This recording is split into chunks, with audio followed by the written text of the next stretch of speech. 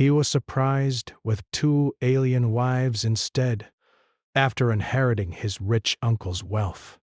David was barely making enough money to pay his rent. He worked as a freelance designer from his small apartment in Seattle, taking whatever projects he could find online. Some months were okay, but most months he struggled to buy groceries after paying bills. He was 32 years old and felt like life had passed him by while everyone else seemed to be moving forward. One Tuesday morning, his phone rang with an unknown number. A woman's voice introduced herself as Patricia Alvarez, an attorney calling from Portland.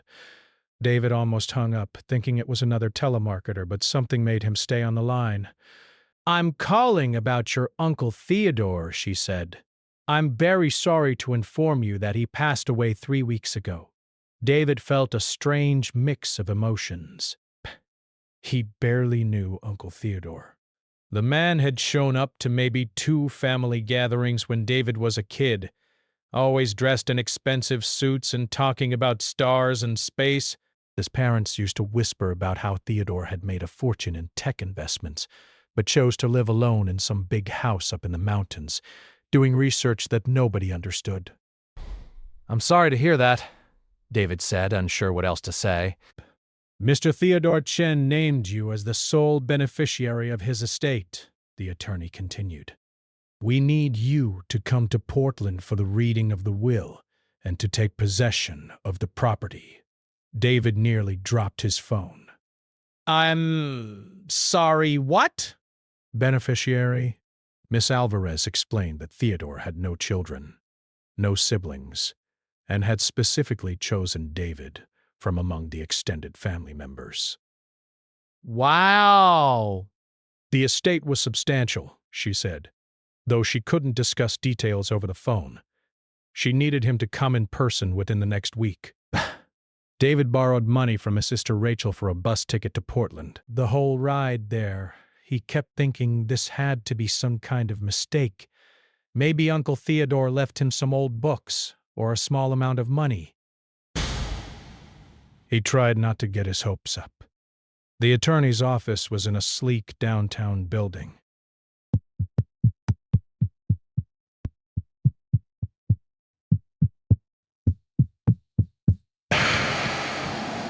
Ms. Alvarez turned out to be a sharp woman in her 50s who got straight to business.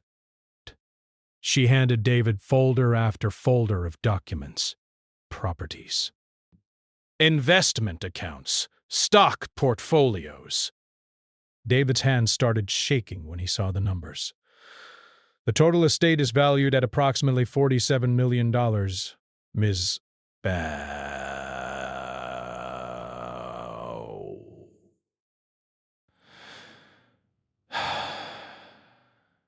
He gasped, back into the color of tar. He glances around in despair. 47 million? That was more money than he could imagine. His entire life of struggling, worrying about rent, eating instant noodles to save money. All of it could be over in an instant. "There's the main estate, which is a large property about 40 minutes from here," she continued. "It includes the mansion, a private research facility, and about 60 acres of forested land. There are also 3 rental properties in Portland, 2 beach houses, and the various investment accounts your uncle maintained." David just nodded, unable to form words. "Miss..." Alvarez pulled out a thick envelope with his name written on it in careful handwriting. "Your uncle left specific instructions. He wanted you to read this letter privately, at the estate. He was very clear about this. There are certain conditions attached to the inheritance that he felt you needed to understand personally." "Conditions?" David asked nervously. "What kind of conditions?" "I don't know the details," she admitted. "Theodore was my client for 20 years, and he was always unconventional. But he insisted that you discover certain things on your own. He said you'd understand once you spent a night at the house." She paused. I know this sounds strange, but your uncle was a brilliant man. But eccentric. Yes, but brilliant. Whatever he's left for you to discover, I trust he had good reasons. She handed him keys to the property and a card with the address and gate code. I've arranged for the property to be open for you. The staff has been let go, but everything has been maintained. You can move in immediately if you choose. That afternoon, David drove a rental car up a winding mountain road. The trees grew thicker and taller as he climbed. Finally, he reached a tall iron gate with a security keypad. He punched in the code, and the gates swung open. The driveway curved through the forest for almost a mile before the mansion came into view. David's jaw dropped. It looked like something from a movie, a beautiful modern structure with huge windows, clean lines, and what looked like solar panels covering parts of the roof. Behind the main house, he could see another building. That must be the research facility Miss Alvarez mentioned. He parked and walked to the front door. His hand trembled as he unlocked it. Inside, everything was spotless and elegant. High ceilings, expensive furniture, artwork on the walls. A massive stone fireplace dominated the living room. Floor-to-ceiling windows looked out over the forest. David wandered through the house in a daze. There had to be at least 12 bedrooms, multiple bathrooms, a library filled with books, a home theater, a gym. The kitchen looked like something from a cooking show. Everything was top quality, and everything was now his. He found the master bedroom on the second floor. On the bedside table sat another envelope with his name on it. Bay. This must be the letter Ms. Alvarez mentioned. David sat on the bed, which was more comfortable than any bed he'd ever touched, and opened the envelope. His uncle's handwriting filled several pages. The letter started normally enough, with Theodore apologizing for being distant and explaining that his work had consumed his life. But then it got strange. David, what I'm about to tell you will sound impossible, the letter read, but I need you to keep an open mind. This inheritance comes with responsibilities that go beyond money and property. 20 years ago, I made contact with beings from another world. I know how that sounds. I was a skeptic my whole life, but the evidence became undeniable. David's heart sank.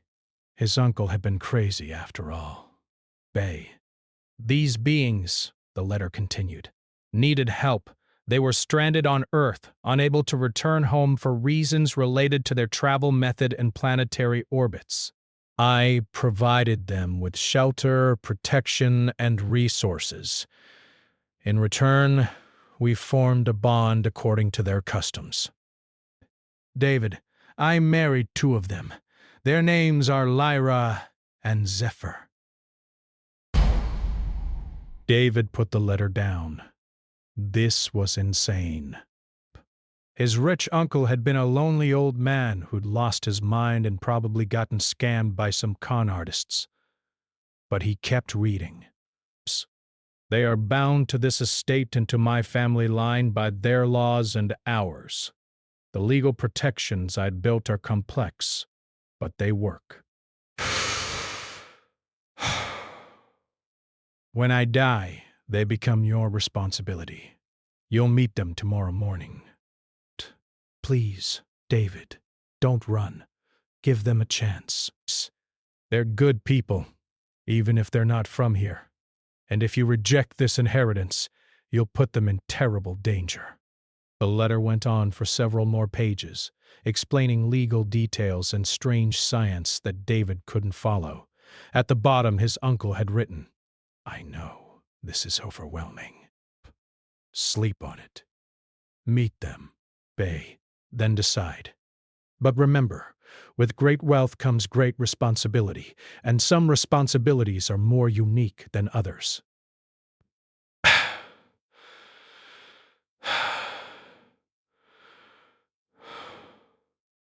Trust your heart. You're a better man than you know. Love, Uncle Theodore. David lay back on the bed, staring at the ceiling. Tomorrow morning, he'd either meet two con artists trying to keep access to the mansion, or something impossible would happen. Either way, his simple life of designing logos and eating cheap food was over. He was either a millionaire with a crazy uncle's delusions to deal with, or he was about to discover that the universe was much stranger than he'd ever imagined. He fell asleep still wearing his clothes, exhausted from the strangest day of his life, with no idea that the morning would change everything he thought he knew about reality. David woke up to find two women standing at the foot of the bed. He shouted and scrabbled backward against the headboard, his heart hammering in his chest. For a moment, he thought he was being robbed or worse. "Please don't be afraid," one of them said calmly. "We're Lyra and Zephyr." "Theodore told you about us." David's brain struggled to catch up. These were real people. Bet. Two stunningly beautiful women who looked to be in their late 20s. One had silver streaks running through her dark hair and eyes that seemed to shift between blue and violet depending on the light. That must be Lyra. The other had warm, amber-colored eyes that seemed to almost glow, and her skin had a subtle golden undertone. "Zephyr." "This isn't funny," David said, his voice shaky. "I don't know what kind of scam you're running, but I'm calling the police. We expected this reaction," Zephyr said.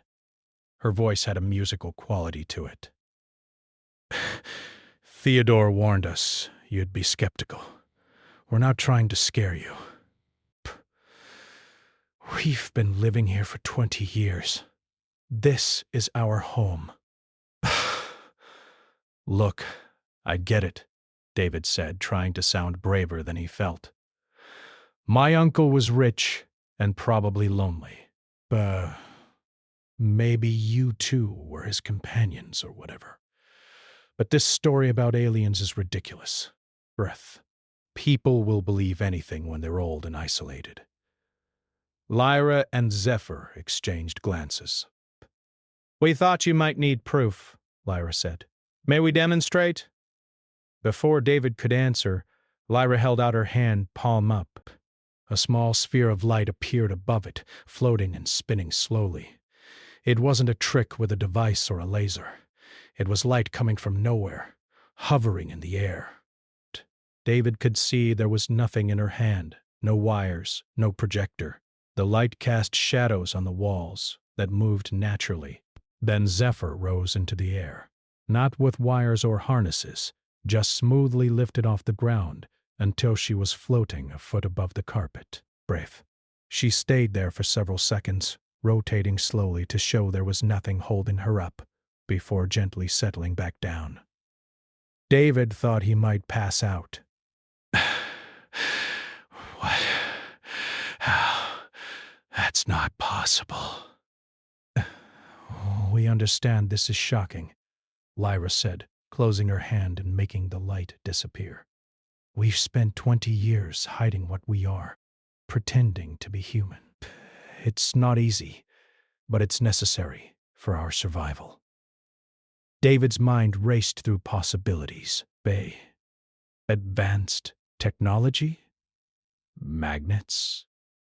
Holograms? But nothing made sense. He'd seen it with his own eyes, and there was no explanation that fit. "Sit down," Zephyr said gently, gesturing to a chair by the window. "Let us explain everything." For the next hour, they told him their story. They came from a planet orbiting a star David had never heard of, hundreds of light years away. Their civilization had developed space travel using methods based on quantum physics that humans were just beginning to understand. Small teams had been sent to study other worlds with intelligent life. 20 years ago, their small ship had encountered problems. They'd crashed in the ocean off the Pacific coast. Theodore, who had been running experiments with deep space radio signals, had picked up their distress call. Instead of reporting them to authorities, he'd helped them salvage what they could and had given them shelter. Our people don't abandon team members, Lyra explained. But our planet's orbit and the limitations of our faster-than-light travel mean that a rescue mission can only arrive at specific intervals. We have to wait for what you'd call a launch window. How long? David asked. About 30 years between windows, Zephyr said. Beck, the next one is in approximately 9 years. Until then, we're stuck here. David's head spun. Okay, let's say I believe you. Which is crazy. What does this have to do with marriage? Why would my uncle marry you? They explained their culture's concept of bonding. It wasn't quite marriage as humans understood it, but a formal alliance that created family ties and mutual obligations. By bonding with Theodore, they gained legal protection through Earth's marriage laws, and he'd gained access to their knowledge and technology. Theodore was kind to us, Lyra said softly. He became like a father. He protected us, helped us maintain our cover, and used some of our technology to create the wealth he's left you. The energy systems in this house alone could revolutionize your world, but releasing them too quickly would expose us. And now I'm stuck with you, David said, more harshly than he intended. Zephyr's expression hardened slightly. We don't want to be a burden. Theodore's legal framework means that if you reject the inheritance, we lose our protection. The documents that establish our identity as foreign nationals, the diplomatic status he arranged through connections we don't fully understand, it all depends on family ties to an American citizen. We could disappear, Lyra added. Hide somewhere else and try to survive 9 more years in the shadows. But it would be dangerous. There are people who've been watching Theodore, suspicious about his technology and his research. Without his protection and resources, we're vulnerable. Dead. David stood and walked to the window. The forest stretched out in all directions, peaceful and green. 24 hours ago, he'd been worrying about paying his electric bill. Now he was supposedly responsible for 2 aliens, disguised as humans. Show me more, he said finally. Show me the research facility. Best, show me your technology. I need to understand what's real here. They took him to the building behind the mansion. Inside was equipment that looked both familiar and completely foreign. Computers, but with interfaces David had never seen. Biological specimens and preservation tanks. Star charts on screens showing constellations from perspectives that couldn't exist on Earth. Lyra showed him her work, studies of Earth's ecosystems and biology that she'd been conducting for her eventual return home. Raish. She'd made discoveries about plant genetics and ocean chemistry that she said were years ahead of human science. Zephyr took him through the house's energy system. Best, solar panels on the surface, yes, but underneath was something else entirely. A power generation method that produced electricity with nearly perfect efficiency and almost no waste. This house hasn't paid an electric bill in 15 years, she said, and it uses more power than a small office building. As the day wore on, David found himself believing the impossible. These weren't con artists. They were something beyond his understanding, and they were asking him to take responsibility for their safety. What happens if I say no? He asked as evening fell. We invoke Theodore's contingency plan, Lyra said. The inheritance gets tied up in legal battles that could take years. We try to survive on our own. Breath. And you go back to your old life. wondering what you gave up. And if I say yes, then we figure out how to live together, Zephyr said. We honor Theodore's wish that we be a family of sorts. We help each other survive until our rescue comes. And we try to make the best of an impossible situation. David sat in Theodore's study that night, staring at documents Miss Alvarez had given him. His uncle had built an elaborate legal structure, creating identities and protections that somehow worked within the system. It was either genius or madness, and David was starting to believe it was genius. 2 alien beings were living in his inherited house, waiting for a rescue that wouldn't come for 9 years. They had abilities that defied physics, and knowledge that could change the world. And somehow, through a quirk of fate and his uncle's choices, their survival was now his responsibility. David thought about his small apartment, his struggling business, his lonely life, breaths. Then he thought about the mansion, the resources, and the incredible secret he'd stumbled into. It was terrifying and exciting and completely insane. But somewhere deep down, he knew he wasn't going to walk away. His uncle had trusted him with this for a reason. The first week was awkward beyond anything David had ever experienced.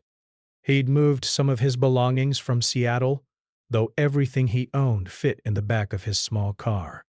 His second-hand furniture and cheap clothes looked ridiculous in a mansion worth millions. Lyra and Zephyr had their own rooms on the second floor, while David took a guest room because the master bedroom still felt like it belonged to his uncle. They moved around each other carefully, like roommates who'd met on a housing app and weren't sure if they'd get along. David called his sister Rachel to let her know he'd inherited the estate. She was excited for him, but asked too many questions about the house and whether he was living there alone. He'd mumbled something about caretakers and promised to visit soon. Lying to his family felt wrong, but what else could he do? Tell them he was living with aliens? The truth was, David still wasn't entirely sure he believed it. Yes, he'd seen them do impossible things. Yes, their technology was beyond anything humans had, but his brain kept trying to find rational explanations. Maybe they were secret government experiments. Maybe they were humans with weird genetic mutations. Maybe he'd lost his mind. One morning he found Lyra in the library reading a book about ocean conservation. She looked completely normal, like any woman in her 20s who enjoyed reading. That was the strange part.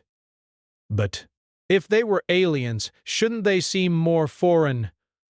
"Can I ask you something?" David said from the doorway. Of course. She marked her page and set the book aside. Why do you look so human? I mean, what are the odds that aliens would look almost exactly like us? Lyra smiled. We don't, actually. Not entirely. What you're seeing is partly your brain filling in familiar patterns and partly very subtle technology. Look closely. David stepped closer. Now that she mentioned it, he could see little things that were off. First, her skin had a texture that was almost too perfect. When she moved her hand, there was a very slight shimmer in the air around it. Her eyes, when the light hit them right, had too many colors in them. We use a light-bending device, she explained, tapping a spot behind her ear where David could barely see a small metallic dot. It adjusts how light reflects off us, making us appear more human than we are. Without it, you'd see differences that would make you uncomfortable. Our bone structure is similar to yours because of convergent evolution. We evolved on a planet with similar gravity. But the details are wrong in ways humans find disturbing. Can I see? David asked before he could stop himself. Lyra hesitated. Oh, are you sure? Theodore took months before he asked. I need to know what's real. She reached behind her ear and touched the device. The shimmer around her intensified for a moment. then faded. David gasped. But she still looked mostly human, but wrong in subtle ways. Her proportions were slightly off. Her fingers were a bit too long. Her eyes were larger and more complex, with pupils that weren't quite round. Her skin had a faint pattern to it, like very fine scales or circuits. But it was the uncanny valley effect, close enough to human to seem familiar, but different enough to trigger instinctive unease. David forced himself not to step back. "This is what we really look like," Lyra said quietly. "Not monsters. Just different." David took a breath and moved closer instead of away. "You're right. It's unsettling. But you're not scary."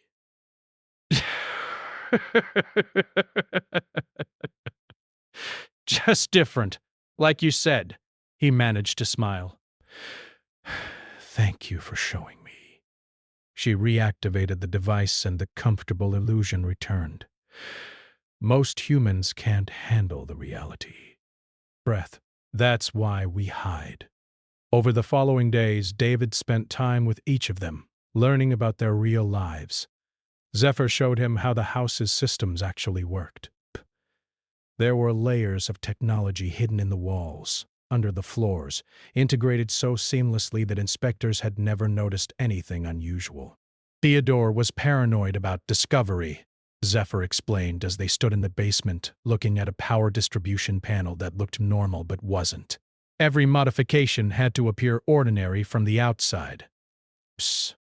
I'm an engineer, but I spent years learning to disguise my work as human technology." "What's your world like?" David asked. Zephyr's expression grew distant. "Beautiful. 3 moons. Purple seas. Cities that grow from living crystal. I miss it every day." She looked at him. "We didn't want to be explorers, you know. Lyra and I were chosen for this mission because we were young and unattached.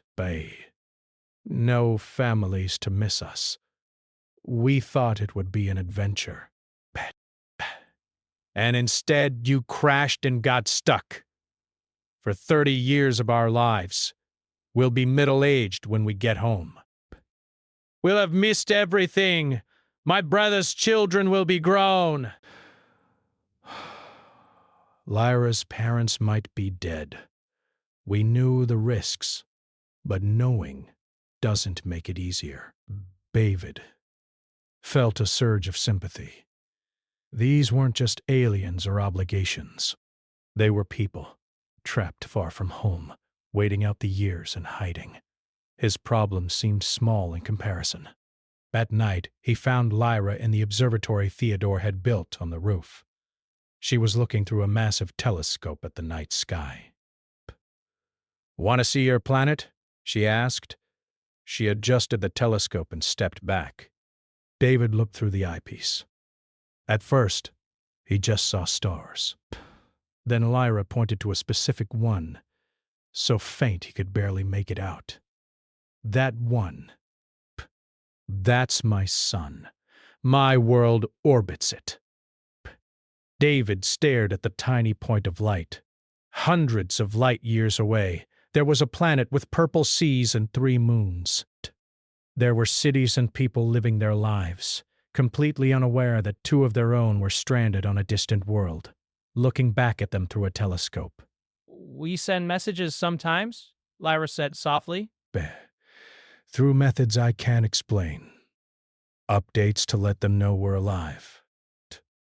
"But we can't have conversations. The delay is too long." "We just send our reports and hope someone receives them." "What do you tell them about Earth?" "That it's beautiful and terrible. That humans have incredible potential but hurt each other and their world out of fear and greed. That we've found kindness here, in Theodore and now maybe in you. But also danger." David stepped back from the telescope. What danger? I thought you were hidden. Bay. Lyra and Zephyr exchanged looks. There's something we haven't told you yet, Zephyr said. Best. Theodore was being watched before he died. There are people, wealthy and powerful people, who suspected he had access to advanced technology. Bias. They've been trying to find out his secrets for years. The acquisition, Lyra added.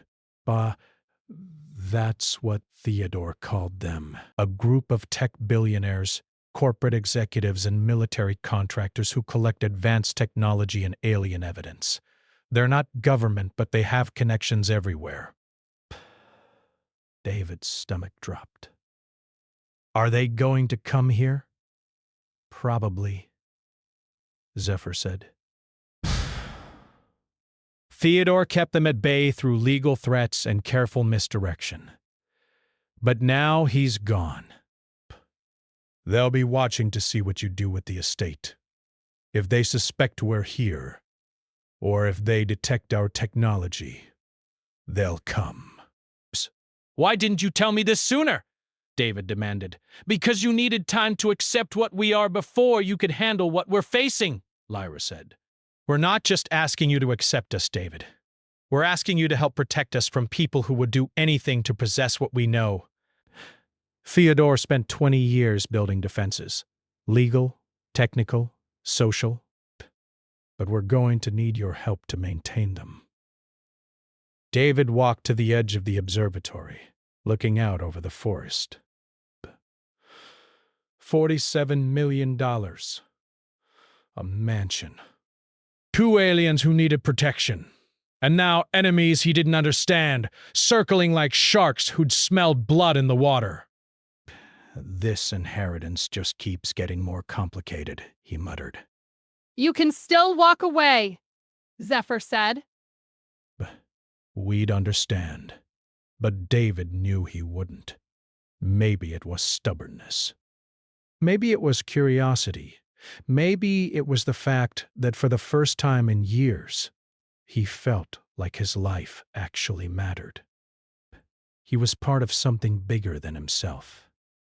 Tell me everything, he said, turning back to them. About the acquisition, about Theodore's defenses, all of it. If we're going to survive this together, I need to know what we're up against. David spent the next 3 weeks learning everything about Theodore's carefully constructed protection system. His uncle had been brilliant but paranoid. The mansion had multiple layers of security, some obvious like cameras and alarms, others hidden in the technology Zephyr had integrated into the structure. Miss Alvarez visited to go over more legal documents. She gave David a thick file marked confidential that detailed Theodore's dealings with what he called the acquisition. Over the years, they'd made offers to buy the property. They'd sent people pretending to be researchers, journalists, even utility workers. Theodore had documented everything, built a legal fortress of non-disclosure agreements and property rights. Your uncle was very clear about something, Ms. Alvarez said during their meeting. If anyone comes asking about his research or trying to access the property without permission, you're to contact me immediately and say nothing to them. He had standing orders with several law firms to file injunctions and restraining orders at a moment's notice. Did he tell you why? David asked carefully. No. But I learned not to ask Theodore questions he didn't want to answer. She studied David's face. Are you doing okay here? I know this house is remote, but it can be isolating. I'm fine, David said. Just getting used to everything. After she left, Zephyr looked worried. She suspects something. But Theodore trusted her. But she's curious. Can't blame her, David said. If I were in her position, I'd wonder what crazy thing my eccentric client was hiding up in his mountain mansion. Daily life fell into a strange routine. David worked on his design projects from Theodore's office, which had better equipment than he'd ever dreamed of owning. His work improved dramatically with the high-end computers and software. Clients started noticing, and he landed bigger contracts. Lyra spent most days in the research facility, continuing her documentation of Earth's biology. Sometimes David would join her, watching as she examined plant samples under microscopes that showed details far beyond human technology's capability. She'd explain what she was seeing, pointing out molecular structures that humans hadn't discovered yet. Your planet is dying," she said one afternoon, showing him samples from a nearby stream. "The pollution levels in this water are 10 times what they were when we arrived." Bias. "And this is a protected forest area. Imagine what the cities are like." "I know," David said. "Climate change, pollution, all of it." Breaths. "We're aware of the problems, but you're not fixing them fast enough. Our technology could help. Clean energy, atmospheric scrubbing, sustainable agriculture. But we can't share it without exposing ourselves." "What happens after you leave?" David asked. "Will you take all this knowledge with you?" Lyra was quiet for a moment. "That's what we've been discussing." Operation. Theodore wanted us to find a way to leave something behind. Instructions, maybe. Technology that could be revealed slowly, attributed to human innovation. We have 9 years to figure out how. Evenings were the strangest time. The three of them would eat dinner together, cooking from the well-stocked kitchen. Lyra and Zephyr had learned to cook human food perfectly over their years on Earth. They'd swap stories about their lives. Breaths. David talked about growing up in a normal family, struggling through college, his failed relationships and career disappointments. They talked about their homeworld, their families, the mission that had brought them to Earth. David found himself growing genuinely fond of them. They were funny, intelligent, and kind. Zephyr had a dry sense of humor that caught him off guard. Lyra was thoughtful and curious about everything. They weren't the alien monsters from movies. They were just people trying to survive in a place that wasn't home. One night, David's sister Rachel called and said she wanted to visit. He panicked. How could he explain Lyra and Zephyr? He couldn't hide them. They lived there. But he also couldn't explain the truth. "Tell her we're family friends who worked with Theodore," Lyra suggested.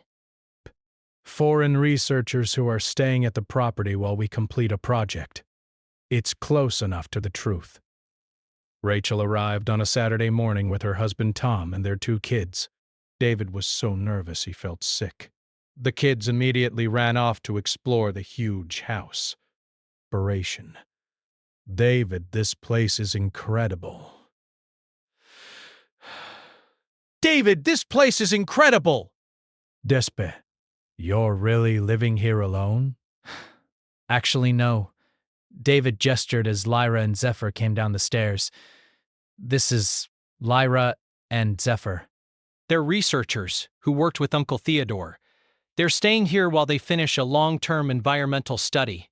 Rachel smiled and shook their hands. "Oh, that's wonderful. David needs the company. He's been alone too long." She turned to her brother. "See? I told you that you'd figure things out." New place, new friends. The visit was surprisingly normal. Lyra and Zephyr played with the kids, showing them the garden and letting them look through the telescope. They answered Rachel's questions about their research with careful truths that sounded perfectly reasonable. To anyone watching, they were just 3 people sharing a large house. After Rachel's family left, David felt relieved, but also strangely sad. His sister had no idea how different his life had become. He was keeping this enormous secret from everyone he knew. You did well, Zephyr said that evening. Lying is hard. But caught, especially to family. It feels wrong, David admitted. We've been lying for 20 years, Lyra said softly. Bo, to everyone we meet, every conversation is partly fiction. You get used to it, but it never stops hurting. 2 days later, the first sign of real trouble appeared. David was in town buying groceries when he noticed a man watching him from across the parking lot. Nothing obvious, but something felt wrong. The man was too interested, his gaze too focused. David pretended not to notice and drove home by a different route than usual, checking his mirrors. The man didn't follow, but the incident left him unsettled. He told Lyra and Zephyr when he got back. Their reactions confirmed his fears. It's starting, Zephyr said. The acquisition knows Theodore died. They're watching you to see if you're just a normal nephew who inherited a house, or if you're continuing Theodore's work. What do we do? We be careful, Lyra said. We follow Theodore's security protocols. We document anyone suspicious, and we prepare for them to make a more direct approach. That night, David couldn't sleep. He walked through the mansion, thinking about everything that had happened. A month ago, he'd been nobody, a struggling designer living paycheck to paycheck. Now he was a millionaire, protecting aliens from shadowy organizations. He found Lyra in the library, unable to sleep as well. They talked for hours about life, the universe, about what it meant to be stranded far from home. Bay. She told him about the first time she saw Earth from orbit, how beautiful and blue it had looked. I thought it would be a short visit, she said, bound. A few years of research, then home. I never imagined I'd spend half my life here. Do you regret it? David asked. Sometimes. But Theodore was good to us. He gave us a life when we could have been captured and dissected. And now you're doing the same. She looked at him with those strange, beautiful eyes. You're a good person, David. We're lucky Theodore chose you. David felt something shift in his chest. He was developing feelings he hadn't expected, for beings he'd never imagined could exist. It should have been impossible, but somehow it felt like the most natural thing in the world. I'm lucky too, he said quietly. Psst. You've made my life interesting, important. I have purpose now. Over the next few days, more suspicious incidents occurred. Psst. Strange cars appeared on the private road leading to the estate. Someone tried to access the property's internet system through sophisticated hacking. But security cameras caught glimpses of people at the gate using equipment to scan the area. The acquisition was probing their defenses, testing how they'd respond. Theodore's protections were holding, but David could feel the pressure building. Something was going to happen soon. The only question was whether they'd be ready when it did. The confrontation came on a cold morning in late October. David was drinking coffee and reviewing some design work when the security system alerted him to vehicles approaching. 3 black SUVs were driving up to the gate. They're here, Zephyr said, appearing in the doorway. 6 people, well-dressed. They look official, but they're not. I'm scanning them now. David's heart raced. What do we do? Exactly what Theodore instructed, Lyra said, arriving with a tablet showing the security feeds. We record everything. We say nothing without Miss Alvarez present, and we show them that this property is legally protected. The gate intercom buzzed. David pressed the button. Pressed. Yes. A woman's voice, smooth and professional, came through. Mr. Hayes? I'm Janet Wheeler from the National Technology Assessment Bureau. We're here to conduct a routine inspection of the property following Theodore Chen's death. There are some questions about equipment registered to this address. David's hand shook slightly as he pressed the button again. I wasn't notified of any inspection. Please provide documentation and identification. There was a pause. Of course, we can provide all necessary credentials. If you'll open the gate, we can discuss this in person.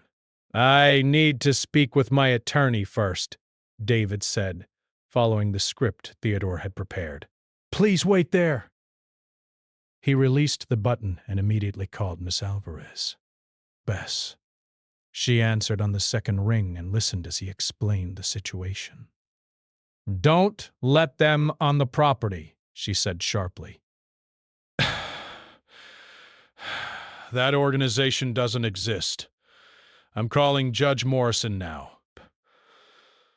We'll have a restraining order within the hour. Keep recording everything. At the gate, the visitors were becoming impatient. David watched on the cameras as they made calls on their phones. Pat. One man pulled out a device and pointed it at the gate, probably trying to scan for unusual technology. They're desperate, Zephyr said. Look at their body language. Theodore's death has made them bold. They think you're unprepared. I am unprepared, David said nervously. But we're not, Lyra reminded him. And you have Theodore's resources. Despair. Use them. An hour later, Miss Powell. Alvarez arrived with 2 police officers and legal documentation. David watched from the cameras as she approached the vehicles at the gate. There was a heated discussion. The visitors produced fake credentials. Ms. Alvarez produced the restraining order. The police officers took photos of the vehicles and their occupants. Finally, the SUVs drove away. But David knew this wasn't over. Miss! Alvarez came up to the house, her expression grim. They're getting aggressive. Theodore dealt with this for years, but they always waited for him to die to make their real move. They want whatever technology he was developing. They think you're the weak link. What can we do? David asked. Theodore prepared for this. He documented everything they'd done. Harassment, attempted bribes, illegal surveillance. We're going to file a massive lawsuit against the individuals we can identify and seek criminal investigations of the others. We make it more expensive and dangerous for them to come after you than it's worth. Over the next few weeks, the legal war escalated. Miss Alvarez and her network of attorneys filed motions, depositions, and complaints. David's name appeared in court documents. News of a tech billionaire's estate being contested made small headlines in business publications. The acquisition fought back with their own lawyers. But Theodore's evidence was extensive. Security footage, recorded conversations, financial records showing attempted bribes. Slowly, the legal pressure built. Then, something unexpected happened.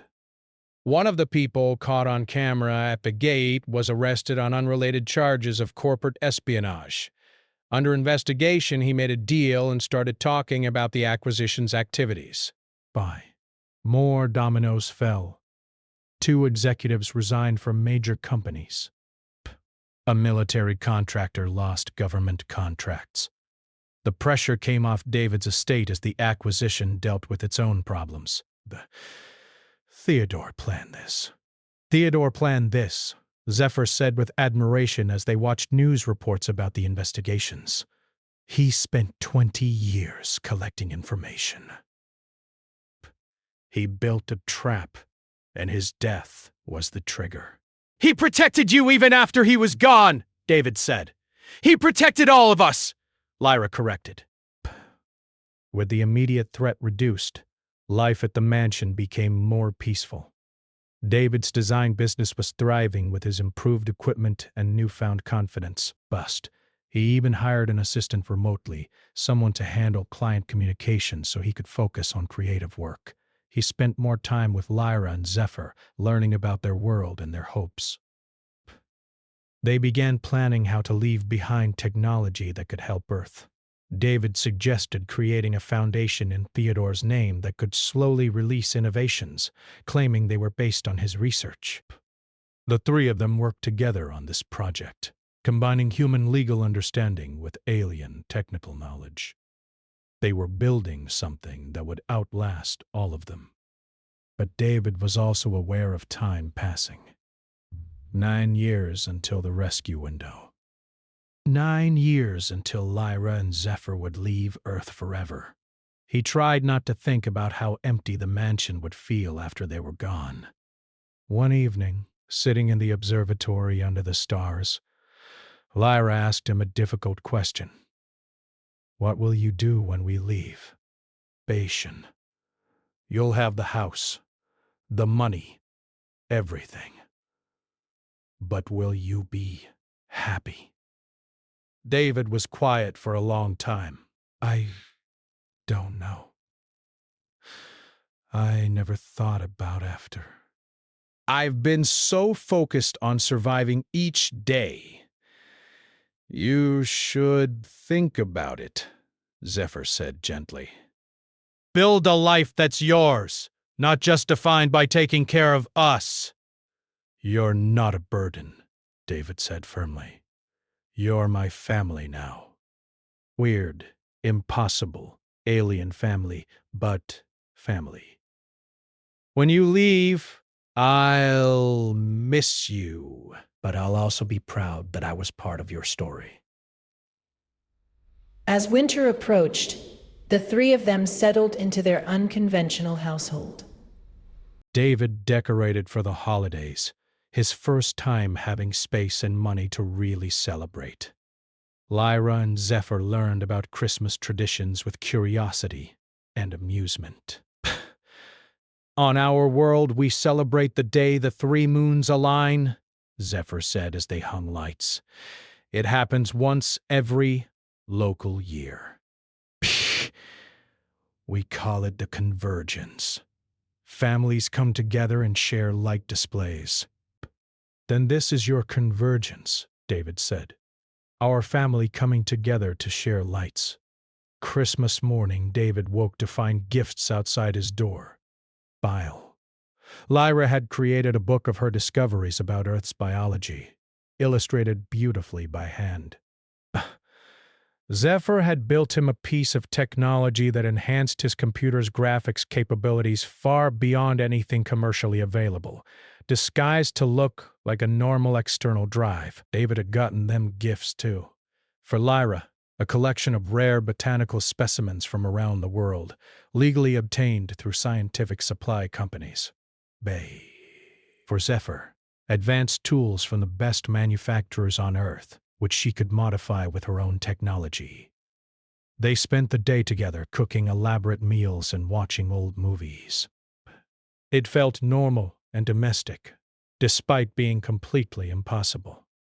Later that night, as they sat by the fireplace, David realized he was truly happy for the first time in years. Not because of the money, though that helped. Not because of the mansion, though it was beautiful.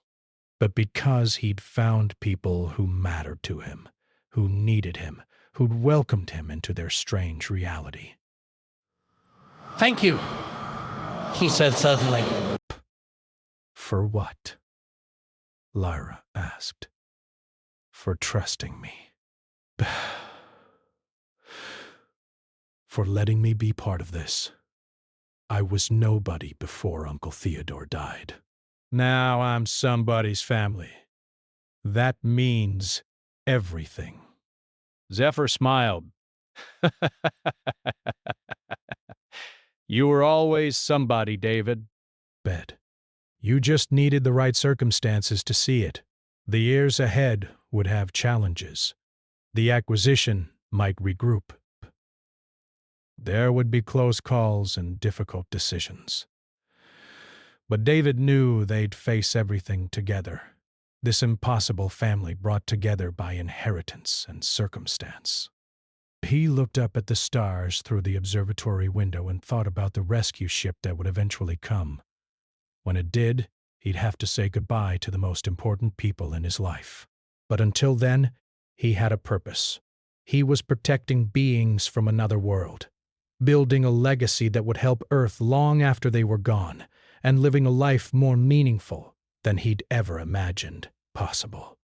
His uncle's final gift hadn't been the money or the house. It had been the chance to be part of something extraordinary, to become the kind of person who could rise to an impossible challenge and to learn that family came in forms nobody could predict. David raised his glass of wine in a quiet toast to Uncle Theodore, wherever he was, for having faith in a struggling designer who'd barely known him, and for leaving behind something more valuable than wealth, a purpose worth fighting for, and people worth protecting.